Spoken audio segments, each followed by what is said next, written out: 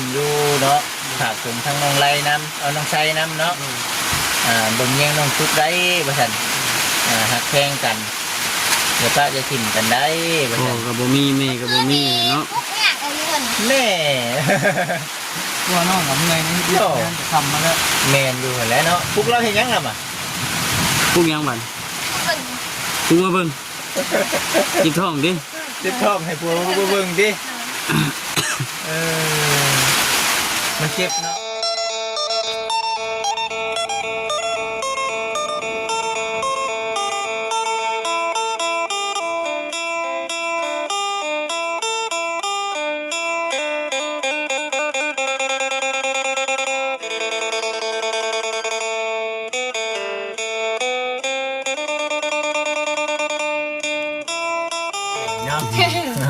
บ่ได้ไปหาแม่แอดอีกบ่ บอกเพราะว่าหากับน้องหากับเอาไม้ลงเขาแล้วก็มาเงิน อ๋อ เพลงเอฟ แม่งคาม คาม แม่แอดบ้านเฮาเอิ้นสองชื่อ คาม แม่ตุ๊กเด้จะเอิ้นแม่งไง คาม แม่งคลาม คาม มันหยิบมือทำมือสั่ง ไม่ ได้ ว่า มาหาได้นะได้สองตัวอยู่บ ได้ น บ่ ทา ร้าย ง ดอกเศร้าเนี่ยเพราะว่าไม่ได้ตั้งใจหาเพิ่น กับคนอาหารแล้วเนาะมันจะกล่าแล้วมาพี่น้องเลยเป็นยำเด้อยำสองเนาะยำสองแก๊สแล้วก็เป็นไข่แน่พี่น้องอันนี้ไข่เด้อนี่เด้อให้กับน้องๆติดกระต๊อบไว้ว่าเห็นผู้ใหญ่คนเห็นเมื่อใดก็กินแต่เกลือน้ำไม้เนาะนี่ดิสองเตะผู้ไหนนี่60 หน่วยเห็นบ่60 หน่วยได้เนาะเตะละ30 พองเนาะเดี๋ยวก่อนนี่เนาะเบิ่งเอามาแล้ว เลี้ยงตัวนี้คือนักแท้ นักเลย ควร เบิ่งอันน่ะมีข้าวเจ้าเด้อน้องเด้อข้าวเจ้าเบ่ทั้งสองเด้อนี่เด้อ เข้าแล้วเบิดได้บ่ นี่ได้บ่ครับเห็นบ่ บ่ฮู้เพิ่นว่าเข้าแล้ว เบิดแล้วครับ ยังบ่ร้าย บ่หลายใช่ เป็นข้าวเจ้าเนาะข้าวเจ้า10 โล โดย เนาะเจ้าชื่อข้าวเจ้าอยู่ทั้งนี้โลเท่าไหร่ กาโบแน่ใจได้ยินทั้งหมดแต่ว่าโลนึงเศร้าไก่พัน ผมบอกชื่อโล1เช้าจากคำเนียวนะที่อยู่ใน10 ปลายพันนี่แหละเนาะ เจ้าเขาเนี่ยก็ยวง15 ข้าวเจ้ามันสิแพงกว่าข้าวเหนียวเนาะ ไปตามเจ้พี่น้องเว้ย เป๊กมาเลยนะ ปิยาเป็นตุกกระชีอาศัยให้เพิ่งเพื่อนน้องตุกนี่แล้วเนาะเป็นนมบอจิตชื่อมาให้แต่เก่าน่ะเป็นนมแพ็กน้อยเด้ตามกำลังวันนี้ผู้ใหญ่เพิ่นชื่อมาให้นี่เอาแพ็กใหญ่เรียก2 แพ็กเด้อพวกก็กินน้ำอยู่ดอกว่านี่กิน กินได้อยู่เนาะมีปลาแดกพี่น้องเลยน้ำปลาช็อตเนาะเมื่อกี้น้ำมันพืชเด้อน้องเด้อน้ำมันพืชนี่เลยน้ำมันพืช2 อันใบทอดหั่นทอดนี่เนาะสบู่เนาะเป็นสบู่พี่น้องเลยเป็นเกลือมาให้รถนะมาอยู่ ครบชุดบ่ เป็นของน้องๆเพิ่นมื้อนั้นบ่ได้บ่หลายเนาะแม่นบ่มีก็บ่หลายเป็นนัวพี่น้องเลยเป็นยาสีฟันเด้อเป็นยาสีฟัน2 อันเนาะ2ผัวเมีย2 อันพี่น้องเลยจะแจงให้เพิ่นก่อนแล้วก็เป็นน้ำยาป้าพนุ่มเด้อหอมพี่น้องเลยนี่เด้เป็นหมักเพชรน้ำแน่เนาะหมักเพชรพร้อมแล้วก็ยาสระผมเนาะ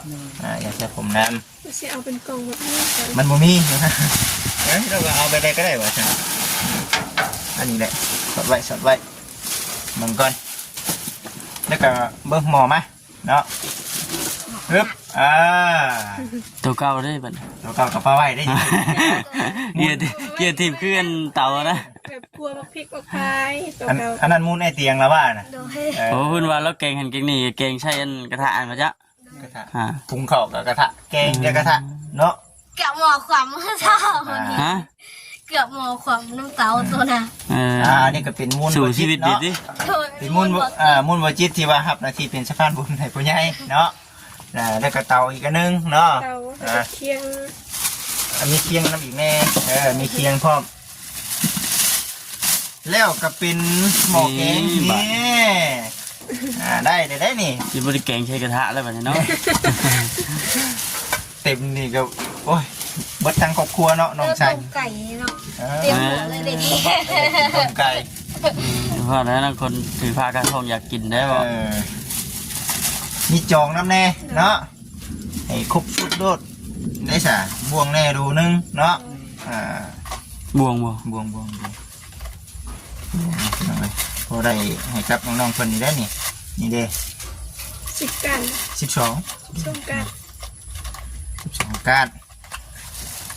ครับแล้วก็มีถ้วยน้ำถ้วยโดนึงเนาะครับ ใบ 12 ใบสิ่งที่สำคัญกับตัวนี้แหละชื่อไม่แล้วบ่ตัวนี้ ชื่ออะไร มาเช้า ชื่อเมื่อเช้านี้อ้าวมาบ่ทันเนาะบ่เป็นหยังเนาะ ปลาไว้ใช่ เดี๋ยวน้องตุ๊กก็เฮ็ดใหม่ไหมเนาะ ตัวก่อนยังไฟใหม่ดิ ตัวเก่ายังไฟใหม่ตัวเก่ายังไฟใหม่เอ้าเก็บไว้เนาะ โดย ลายเติบเลยพี่น้องนี่บาทนี่เด้อของใครดิของพวกนี้เบิ่งดูเอา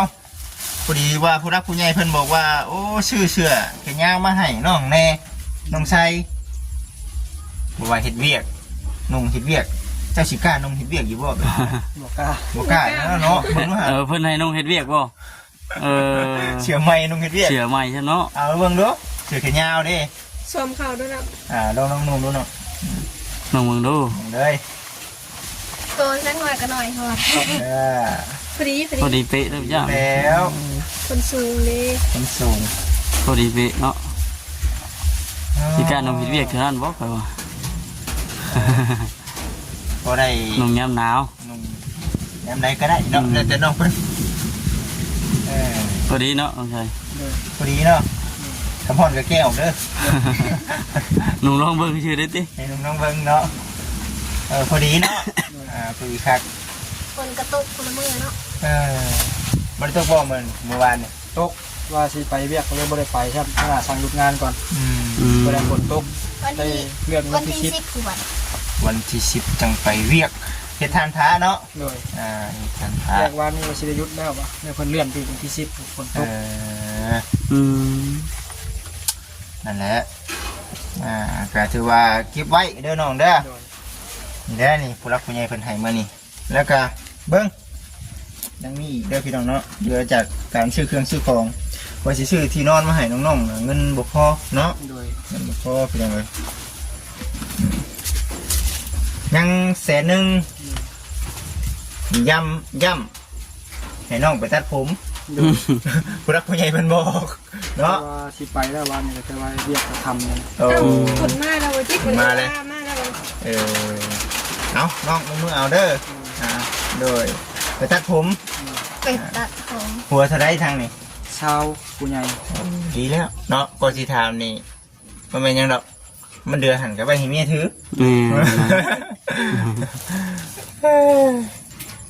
แล้วก็สิ่งที่เพิ่นมอบให้นี่ก็ถือว่าหลายเด้อพี่น้องเด้อครับหลายมื้อนี้นะเป็นผู้รักผู้ใหญ่เป็นจบมาซอยกัน แม่น ก็ดีใจนำน้องๆเพิ่น โดย มีแต่ว่าเดี๋ยวให้กับทางน้องชัยเนาะกับทางน้องตุ๊กขอบคุญขอบคุณทางเมดาอยู่ทางประเทศสเปนเนาะแล้วก็เอื้อยเนาะอยู่ทางประเทศเดนมาร์กเนาะเดนมาร์กก็ขอขอบคุณให้ผู้ใจพรให้เป็นน้องชัยน้องตุ๊กเด้อ โดยขอบคุณเด้อไม่ได้สิครับที่พักเงินมาซื้อเครื่องให้ลูกเมื่อนี้ขอบคุณหลายๆเด้อสาธุ น้องชัยมาเฮา ก็ขอบคุณทางผู้ใหญ่ใจดีที่ช่วยเหลือครอบครัวของน้องก็ให้อยู่ดีมีแห้งเด้อซะ สาธุจำไว้เมื่อนี้2 ทานเด้อมันนี้เด้อเพิ่นสดช่วยเข้ามานี่ก็ได้ เต็มปึ้งเนาะ ทีมถือว่าดีใจพี่น้องเราเชิงทางบุจิตที่ว่าครับในที่เป็นสำคัญนี่กับทางผู้รักผู้ใหญ่คนนี้ก็ได้เนาะส่วนทางน้องตุ๊กไปจะได้เรื่องทองเรื่องใส่ ไปพากแล้วบ่ แม่นเนาะ เพราะว่าเมื่อวานนี้เพิ่นก็มีคนมาบอกอยู่ว่าผากได้แต่ว่าต้องได้ใช้เงินหลายนะ ใช้เงินหลายบ่ โดยเพราะว่าเพิ่นก็เคยมีคนเคยไปกันในบ้านนี่แต่บ่มีสามโนครัว บ่ โดยเคยกับเบิ่น เท่า เท่า ไห ไห ร ร่ เท่าไหรนะกะอันไหน เพราะว่าน้องก็บ่ทันได้ถามเพิ่นแจ้งนะเพราะว่าน้องก็เข้าไปเรียกในบ้านนี่มีตัวาเพิ่นมาเว้าสุพังว่าเพิ่นก็เบิ่นหลายเติบ หลายเติบไดเดือนนี้สมมุติว่าล้านหนึงเอาเดือนหน้าอันก็ล้านหนึงเหมือนเดือนละเทื่อบ่นี่เพิ่นฝากมันบ่ แม่น เพราะว่าในบ้านนี่ก็เพิ่นบ่ได้มีสามโนครัวกับเพิ่นบ่ได้ผากปัดฮอดมื้อเกิดแล้วเขาเจ้าบ่รับนะ แม่นนะ เพิ่นได้ส่งไปห้องหมอพุ่นเลยห้องหมอใหญ่ คือเวลาเฮาท้องนี่เฮาบ่ไปผากแล้วอยู่ๆเฮาเล่นไปหาเขาโลดนี่มันบ่มีอันน่ะผากท้องนี่เขาเว้าแม่นบ่ โดยเพราะว่าเมื่อวานมื้อซื่อนี่ก็มีผู้หนึงเพิ่นเขาส่งไปห้องหมอใหญ่เลย เขาบ่รับเลยแม่นบ่ โดยไปเกิดที่พุ่นเลย มันสิได้จากที่ใกล้แล้วมันสิไกลบัดนี้เนาะ โดย ก็มีทั้งแม่เพิ่นแน่แหละแล้วก็เอ้ยเพิ่นพี่น้องเนาะในเรื่องคำว่าไปผากท้องนี่เพิ่นก็เว้านำบ่จิตอยู่บ่จิตเอ้ยว่าซั่นพาน้องๆเพิ่นไปได้บ่จิตเองก็เรื่องพาไปก็ไปได้ แต่ว่ามันก็คือเว้าแน่เนาะมันต้องใช้เงินเด้อพี่น้องเนาะใช้เงิน เพราะว่าเพิ่นก็มันสิยากเงินนั่นแหละ อืม เพราะว่าผู้ที่เคยไปเพิ่นก็มาบอกว่าเพิ่นก็ใช้เงินหลาย แต่ว่าเพิ่นอยู่ใน4-5เดือนนี้เป็นได้ไรถ้าหากว่าไอ้โกเบิ่งนี่เห็นแล้วบ่เห็นแล้วบ่ เดือนแล้วเนาะ น่าสิเห็น เป็นโตนะ 4-5เดือน เพราะว่าท้องบ่แก่น่าสิเห็นอยู่เพราะว่ารุ่นที่หัดแล้วน่าสิเห็น ประมาณ5เดือนเป็นค่ะ ครับพี่น้องไปผู้แรกเด้อในเรื่องที่อยู่ที่นอนน่ะผู้แรกโอกาสหน้าเนาะถ้ามีเงินมีขั้นเดี๋ยวสิมาเพิ่มหรือว่าเบิดเดี๋ยวพี่น้องเลยเนาะเงินคำจำแก้วจ้ะเงินจำนวน นี่เป๊ะเนาะ 3,000 บาทเนาะชื่อนั่นชื่อนี่แน่ก็เลยเติมน้ำมันน้ำพร้อมพี่น้องเลยเนาะ เอาจอง คนจองบ่ได้เอามาจะได้ล่ะเปียกบ่ เรียกแล้วเนาะ หันเฮาวันที่สิออกข้างนอกได้อยู่บ่ได้นี่ฮะ ได้ เลิกจังหวะกันเนาะให้กับทั้งน้องๆเพิ่นจัดเจนเพิ่นพี่น้องเอ้ยเพิ่นนึงนะ นะโจมก่อนทั้งในเพิ่นก็ได้นะ เดี๋ยวตกเด้อโอ้ย คนจองบ่ได้แม่ลืม เดี๋ยวบ่ได้เอามา โจมคอยทั้งในเพิ่นก็ได้ได้นั่งชดอันนี้ คนไทยคน เป็นนึง ดีใจบ่น้องตุ๊กเอ้ย ใจ ดีใจตักเป็นยังบัด งานนี้ว่าสิไปตัดผมได้ตัวเป็น15 คิดห้า โดย อีกคำพูดดิ เพราะว่าวันนี้เพิ่นสิคุมื้อ เดี๋ยววันที่มันปิดบ่ โดยเพราะว่าเพิ่นเป็นพวกพยาธิ โอ้แม่นเลยเนาะ วันที่เพิ่นปิด โอ้สิได้คิดไปเพิ่นกันนี่ดิพี่น้องเนาะกดตกโอ้เข้า เกี่ยวตก เปียกมันพี่ได้พี่น้องใช้บาทข้าวนะเอาไปคนละเบิ่งหาบททนกับพี่น้องนะไปใช้ปล่อยบาทนี่บนนี้ก็ได้อยู่จ้าพี่น้องเนาะคนกระตกพอดีเอ็นเซนนี่ก็มิตรว่าให้คนยุดคนเช่าก่อนจะได้พากันนี่พี่น้องเนาะ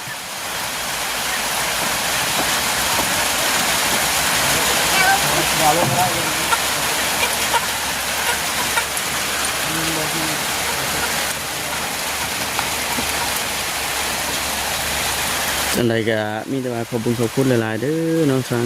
เราเป็นไงเพิ่นเพื่อเพิ่นสดซอยทั้งน้องตุ๊กน้องชัยพอได้บรรเทาพอได้อยู่ได้กิน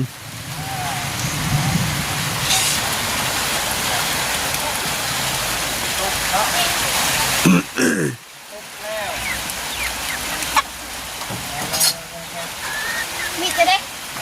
เป็นยัง อะไรอยากกินอ้อย อยู่ทางนั้นตารางนี่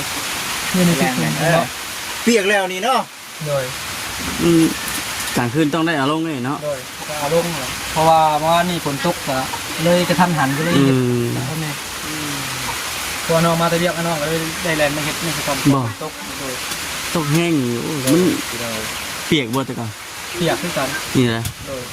สมมุติตกเขาแห้งนี่ผ้าได้นี่เนาะน้องเนาะ โดยพระอยู่ตลอดเป็นเวลาตกถ้าว่าตกบ่แห้งก็เพิ่นบ่เป็นนะเพราะว่าตกมันแห้งเพิ่นพระเข้ามา ใน งานยามหนาวนี่ก็ท่าอยู่ก็ตอบร้อนอยู่ แม่น เป็นอุ่น ๆนี่เด้เตานี่ใช้ได้สองแบบเนาะน้องเนาะ ด้วย แบบใช้ถ่านเขาก็ใช้นี้พี่น้องเลยเอาไม้เขาก็ใช้นี้เนาะ ใส่พื้นก็ได้ ใส่พื้นนี้พี่น้อง แคมป์ป่าอยู่ห้องหาพื้นดังก็สบายอยู่จ้ะ ด้วย เพราะอยู่เนาะ ได้คือกันถ้าว่าฝนตกมันก็ดังยากอะไรครับถ้าว่าปืน เดี๋ยวง่ายหรอกน้องเพิ่นเฮ็ดทานอยู่เนาะถือว่าเครื่องครัวเครื่องกินพี่น้องเขานำซ้ำปลาถือว่าโอเคอยู่เนาะ มีเคียงน้ำแน่นี่เห็นบ่ได้น้ำพี่น้องเนาะใส่เคียงน้ำว่าได้ในเรื่องที่คิดอยากบ่มีบ่อยากจุทานก็เอาจุไม้ก็ได้ พื้ เนาะ นเนาะ มีสองแบบ จุ่มหั่น พี่น้องเอ้ยเนาะเคียงต้องตุกก็ได้เคียงน้ำไม้ดิเดี๋ยวหาน้ำไม้ใช้ ไม่ไร มาที่ใช้ ไม่ไรไม่ใช่ อยู่ทางใกล้ๆครับเพื่อนนี่ เอาไปเมื่อบริเวณป่าน้ำไม่ไรบ่ บ่ไม่บุก ไม่โบกไม่เพกบ่มึง ด้วยถ้าไม่ไล่เพิ่นหมอก แต่ก็บ่ค่อยได้หลายดอก บ่ ก็เพิ่นก็ใกล้กับเพื่อนคน มันอยู่ใกล้บ้านน่ะมันไผก็เอาเนาะ โดย มันอยู่ใกล้บ้านผู้นั้นก็เอาผู้นี้ก็เอาหวนเบิดไปนำ เนาะ เจ้าหูมองหาคือกัน ได้นะเชื่อไปเรื่อยๆเด้อมีทั่วเจ้าลอกไปเจ้าไปเรื่อย แต่ว่าเบาสิเข้ามาเมื่อใดก็ให้บอกแล้วเนาะเตรียมมาให้ ได้คุณนายเวทีบอกกำลังเมื่อไรที่เขามาขี่น้องตุ๊กไปมาสิข้างใน เอาบัดเจ้าเอาไม้ลงเตาอยู่แทน อยู่ลุมพุ่นเพราะว่าเก่านี่น่าสิมีอื่น มื่น โดยเพราะว่าเอาลงเตาอบก่อน ใส่เตาอบอีกบ่ ๆคนเต่า มีแต่อบอีกดิ มี มีสองโรงงานโรงงานในโรงงานนั้นโรงงานเตาผี หวานกำลังย่านนี่หนูน้องตุ๊กเนาะ เตาก็ได้เตาเพิ่นแล้วมันเป็นเตาน้องเองเนาะ เขาเอาพื้นไปใช้ซื้อ โดยเพราะว่าคนในบ้านเพิ่นให้เฮ็ดไม่ได้เฮ็ดมา เอาบาดนี้น้องตุ๊กเป็นจะไรในเรื่องท้องมีอาการอย่างแน่เดี๋ยวนี้ เจ็บคอ เจ็บอยู่ในแบบช่วงไหน เมื่อคืนนี้เจ็บประมาณ11 มื้อ เจ็บบ่ เพราะว่าเพิ่นเอาเพิ่นเจ็บแถวแบบไข้แล้วอยู่ สุ ช่วงตรงนี้โดยแต่ก็เพิ่นก็เจ็บแบบมีแบบเจ็บบ่โดนมันมีนะ โอ้ เจ็บแล้วก็เศร้าเจ็บแล้วก็เศร้ามี เขาเจ็บแล้วเป็นเขาเนาะแบบโบราณเนาะโอ้ ถ้าน้องเบิ่งน้องคิดว่าแบบเจ็บเวลาเพิ่นดิ้นแห้งอะนะ รู้สึกได้บ่ซั่น เห็นว่าเพิ่นดิ้นอยู่ แต่ลูกนี่ดิ้นแล้วเนาะ โดยดิ้นแล้ว 4-5 เดือนแล้วเริ่มเด้ เริ่มดิ้นดิ จังนั้นก็เห็นนักมือหน่อยครึ่งหน้าท้อง มาแล้วครับ เหงา เดี๋ยวนั่นเลยบ่เนาะ เคยมีหลายคนนะแบบผู้ท้องแก่กับเห็นแห้งนะยัน แห้งนะ โอ้โดยดีแล้วท่าน เลือดออกย้อนน้ำขาวไม่ได้เดี๋ยว เนาะเอาจะได้เจ้ากับไปนั่งบนนั่นเดี๋ยวจะมาอยู่น้ำบ่อนี่ฮะคนกระตุกเนาะกระตุกแห้งกูนี่เนี่ยเปียกเนาะกระตุกแห้งกูนี่เนี่ยเปียกเฮ้ยพอมันพาก่อนเนาะมันพาแห้งๆก่อนทั่ววันไหนเด้อแล้วคุณยายคนย่ำอยู่เนาะฝากถึงทั้งน้องไรน้ำเอาน้องไซน้ำเนาะเบิ่งแย่งน้องทุกได้บ่สันหักแพงกันเดี๋ยวป้าจะถิ่มกันได้บ่ พ่อ สัน ก็บ่มีแม่ก็บ่มีเนาะ พวกเนี่ยไอ้เงิน แน่ ตัวน้องกับเมื่อยนี่เรียกทำมาแล้ว แมนอยู่หั่นแหล้วเนาะพวกเราเห็นยังล่ะ พวกยังบัด เงิน พวกมาเบิ่งจิบท้องดิ เจ็บท้องให้พวกเราเบิ่งดิมันเจ็บเนาะเขากินหันกินหมูกันบ่ได้เด้พี่น้องเลยเนาะ บางทีเราก็จะมีน้ำกินทิพย์แบบนี้ บ่ หรือมันจะมีหลายของจะกินไปได้ โอ้ แต่ถ้าว่าเพิ่นกินน้ำทิพย์อย่างขนาดที่เจ็บอย่างไรแล้ว โอ้แบบเจ็บมันเจ็บแน่ๆเนาะ เพราะว่าไม่ได้ไปตรวจเลยก็เลยบ่ฮู้ว่าคลำอย่างไรนะ โอ้ เราไปตรวจขนาดที่ฮู้ว่าเพิ่นบ่ให้กินได้อันนี้เหรอขนาดที่ฮู้ขนาดที่ระวังได้ ไปกินแต่น้ำไม่ลายมันก็สมปีแล้ว เจ็ พี่ บ น้อง ท้องได้ดิ เขาบวมเขากินได้แต่ว่าหนึ่งคือเขาหาเนี่ยบำรุงน้ำพร้อมเนาะมันนี่ก็ตะกี้ว่าสิซื้อปิ้งไก่เซโนมาพี่น้องเอ้ยเนาะบ่มีโอกาสหน้าก่อนว่าซั่นมาบำรุงทั้งน้อง ทุกครอบ เป็นหมักไม้กล้วยเนาะกล้วยชุบ ไม่ หมักเกี้ยงมันยังไงกิน จะถือว่าเนาะอาจารย์ในการน่ะก่อนถึงซื้อมาให้น้องๆเพิ่นก็เลยทักมาบอกน้องเพิ่นไว้มื้อนี้ว่าคิดหยังก่อนมื้อนี้ ทีแรกว่าสิยังไม่ลงเขาแล้วว่าสิขึ้นมาเบิ่งนี่เดือนหนึงแล้วว่าทับกามาอยู่ที่นี่ โอ้ มีฝนตกกันเลยยุบกัน บ่ได้ก็เฮายังเฮ็ดทานอยู่เนาะ ด้วย ยังเฮ็ดทานอยู่ตัวาเปลี่ยนแผนเด้ว่าสิไปเวียกไปงานเพิ่นว่าฝนตกแล้วเพิ่นช่างหยุดเนาะ เพราะว่าทั้งเตียงทั้งงานฝนตกแห้งกว่าทั้งนี้วัน อืม ต้นเปียกในสมพันธ์ เนาะเจ้าก็ไปน้ำบ่ นอกแล้วไปเพิ่นเลยถ่ายเงินเพิ่นเงินถ่าย อืม มีเพิ่นถ่ายเนี่ยเนาะตัวตกแท้ที่น้องเอ้ยฝนมื้อไหนเนาะอยู่หน้าจะตกในกรุงไทยเนาะเกี่ยวเข้า ก็เยี่ยมตกอยู่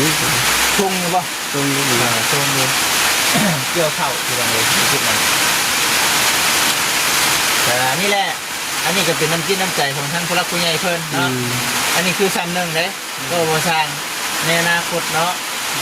น้องทั้งสองคนหักแข่งกันเนาะต้องการที่สนับสนุนช่วยก็มีได้เนาะ